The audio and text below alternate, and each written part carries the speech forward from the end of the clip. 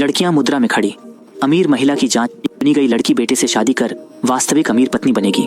कहा जाता है कि मानक वाली महिला के लड़का होने की संभावना ज्यादा है, इसलिए अमीर महिला खुद जांच कर रही थी। लड़कियां भी इस मौके को बहुत कीमती समझ रही थी। अपनी सुंदर काया दिखाते हुए कई दौर की जांच के बाद 3 लड़कियां चुनी गईं।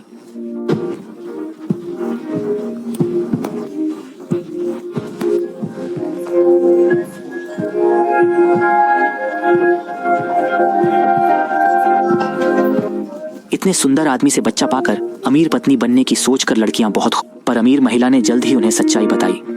पास का आदमी उसका नौकर था और उसका बेटा। दरअसल लड़कियों ने उसे देखा तो उनका उत्साह पल भर में गायब हो गया। विल अमीर घराने का था। अमीर पत्नी बनने के लिए उन्हें उसके विकलांग पैरों से फर्क नहीं पड़ा। शैली विल के कमरे में घुसी और सीधे बोली, मैं तुम्हारे लिए बच्चा चाहती हूँ।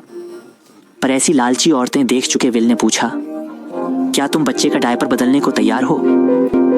इस तरह शैली को विल ने बाहर कर दिया और बेशर्मी से बाकी 2 से कहा, हम जल्द ही प्यार करेंगे। पर जेनी को यकीन नहीं था। उसे लगा वही भाग्यशाली होगी, क्योंकि उसने पहली मुलाकात के लिए खास तोहफा तैयार किया था। जेनी ने सोचा उसका नृत्य विल को लुभाएगा, पर उसने विकलांग के सामने नाचने का असर नहीं सोचा।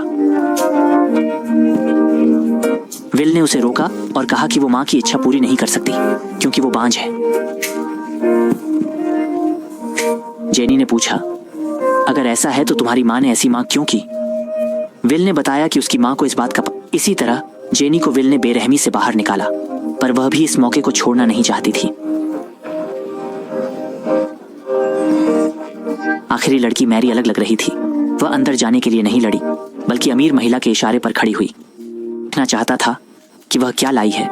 उसने धीरे से विल का हाथ छुआ, पर जल्द ही वापस ले लिया। विल ने उसकी अजीब पूछताछ देखी।